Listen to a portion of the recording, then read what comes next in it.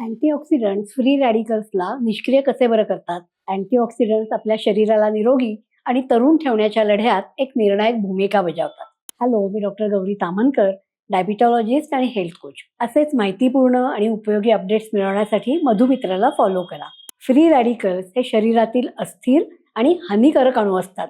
त्यांना स्थिर होण्यासाठी इलेक्ट्रॉन्सची गरज असते. या कारणामुळे ते निरोगी पेशींवर हल्ला करतात आणि पेशींमध्ये ऑक्सिडेटिव्ह स्ट्रेस निर्माण होतो, ज्यामुळे डीएनए, प्रोटीन्स आणि सेलच्या आवरणाचं नुकसान होतं. या प्रक्रियेमुळे अकाली वृद्धत्व येणं, हृदयविकार, कॅन्सर, डायबिटीज यासारख्या गंभीर आजारांचा धोका वाढतो. अँटीऑक्सिडंट्स फ्री रॅडिकल्सना निष्क्रिय करण्यास मदत करतात, कारण ते त्यांना कमी असलेला इलेक्ट्रॉन पुरवतात, ज्यामुळे फ्री रॅडिकल्स स्थिर होतात आणि त्यांची हानिकारक साखळी प्रतिक्रिया थांबते. आणि मजा म्हणजे अँटीऑक्सिडंटनी जरी इलेक्ट्रॉन दिला तरी ते स्वतः अस्थिर होत नाहीत. या प्रक्रियेला सोप्या पद्धतीने आपण असं समजून घेऊया की एखाद्या उपद्रवी माणसानं दुसऱ्या माणसाचा बूट चुकून घेतला आणि तो घालून गेला, तर तो माणूस दुसऱ्या कुणाचा तरी बूट घालून जाईल आणि ही साखळी अशीच चालू राहील. अशा वेळी एखाद्या उदार माणसानं जर त्याचा बूट दान केला तर ही प्रक्रिया आपण थांबवू शकतो.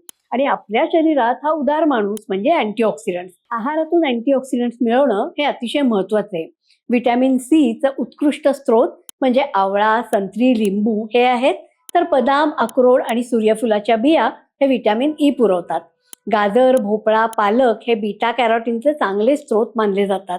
तर ग्रीन टी, बेरीज, हळद यासारखे पदार्थ पॉलिफिनॉल्सने समृद्ध असतात. म्हणूनच मुक्त रॅडिकल्स हे आपल्या पेशींना नुकसान पोहोचवू शकतात, पण योग्य प्रमाणात अँटीऑक्सिडंट्स मिळवून आपण ते निष्क्रिय करू शकतो आणि ते आवश्यक आहे. निरोगी शरीर आणि तरुण त्वचेसाठी अँटीऑक्सिडंटचा आहारात समावेश करणं हा एक प्रभावी आणि नैसर्गिक मार्ग आहे.